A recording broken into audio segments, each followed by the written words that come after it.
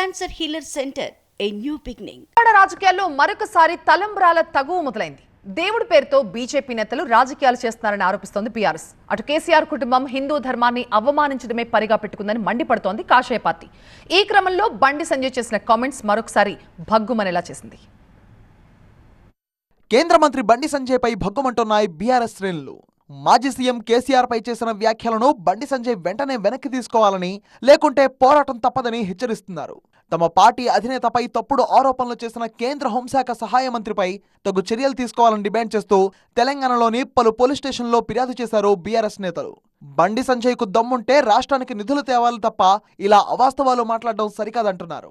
దేశానికే కేంద్రంలో సహాయ మంత్రిగా ఉన్నటువంటి ఈ బండి సంజయ్ గారు దేశ ప్రతిష్టను కూడా దిగజార్చే విధంగా, తన పదవిని దిగజార్చుకునే విధంగా, తన పదవిని విలువని దిగజార్చే విధంగా మాట్లాడిన మాటలు మరి తీవ్రంగా మేము ఖండిస్తూ ఉన్నాం.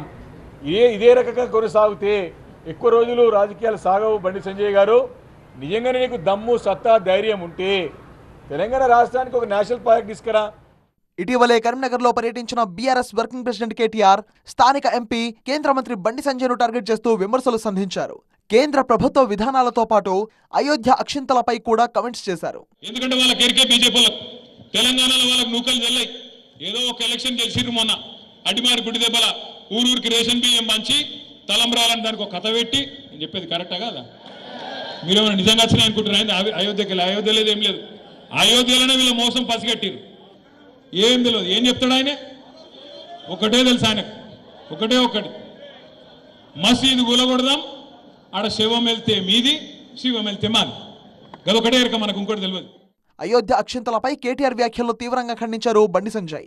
కేసీఆర్తో పాటు కేటీఆర్ కరీంనగర్ వచ్చిన ప్రతిసారి హిందువుల మనోభావాల్ని తీవ్రంగా దెబ్బతీస్తున్నారని మండిపడ్డారు బండి సంజయ్. అయోధ్యలో బాలరాముడి ప్రతిష్టాపన సందర్భంగా తాము పంచింది తలంబ్రాలు కాదు, అక్షింతలని చెప్పిన బండి సంజయ్ కేటీఆర్ ముందు అయోధ్య రాముడి గురించి తెలుసుకోవాలని ట్విట్టర్లో సూచించారు. ఇక కరీంనగర్ మీటింగ్ లో కేసీఆర్ కుటుంబంపై తీవ్ర ఆరోపణలు కూడా చేశారు బండి సంజయ్. 10 సంవత్సరాలు ఒక కుటుంబ పాలన, ఒక అవినీతి పాలన, ఒక మూర్ఖత్వ పాలనతో తెలంగాణ మొత్తం సర్వనాశనం అయిపోయింది. కానీ ఒక కుటుంబం మాత్రం ధనికులు అయిపోయారు. వాళ్ళు బీదర్ లో ఒక ప్రింటింగ్ ప్రెస్ ఉండే, ఆ ప్రింటింగ్ ప్రెస్ టీఆర్ఎస్ పార్టీ ఆది నాయకు ఉంది. మరి ఏం చేస్తారు సార్ అంటే, టీఆర్ఎస్ పార్టీ కరపత్రాలు కాదు, దొంగ నోట్లు ముద్రిస్తారు ఆడ. అంటే దొంగ నోట్ల దంత కూడా చేసారు వీళ్ళు.